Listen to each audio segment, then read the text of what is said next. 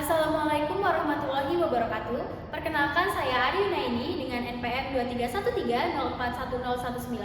Saya mahasiswa Pendidikan Bahasa dan Sastra Indonesia, Fakultas Keguruan dan Ilmu Pendidikan Universitas Lampung. Pada kesempatan kali ini, saya akan mempraktikkan pembelajaran Mikro BSI, keterampilan memberikan penguatan pada pembelajaran dengan materi teks recon, siswa kelas 9 Kurikulum Merdeka. Sekian dari saya, selamat menyaksikan. Wassalamualaikum warahmatullahi wabarakatuh.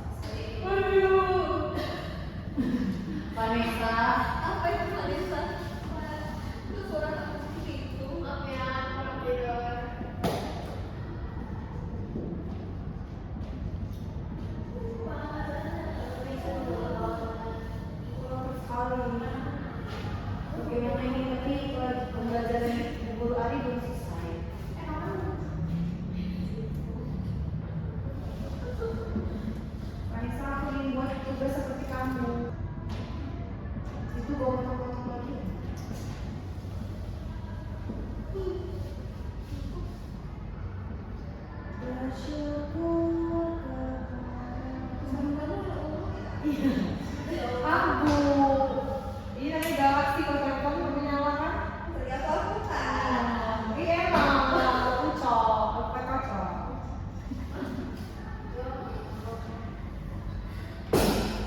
Sudah. Nah, di sini ada 4 kali 5. Kemudian kalian bisa baca. Dan nanti identifikasi dia itu termasuk ke dalam fakta, opini atau asumsi. Kalian cukup menceknya saja. Seperti itu. Lah, itu udah di situ. Manisnya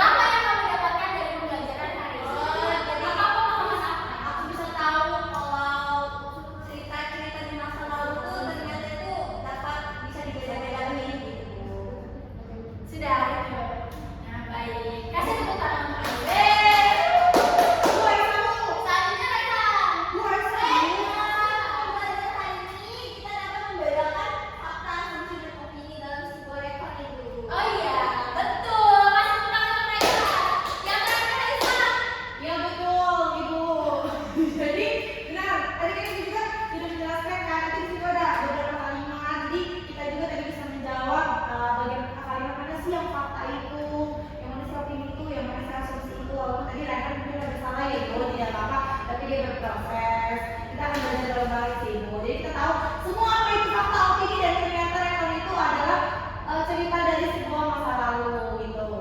Baik, pada sekali kan sudah Raisa. Dan karena pemahaman kalian sudah cukup mendalam ya tentang SMA ini cukup paham, Ibu akan memberikan kalian tugas. Aduh, tugas lagi. Nah, tugasnya itu mengidentifikasi kalimat dalam teks yang ada di atas. Nanti teks lengkapnya akan dibagikan di grup kelas ya. Kita akan dibagikan. Mengidentifikasi kalimat dalam teks tersebut secara mandiri, jadi tidak berkelompok ya.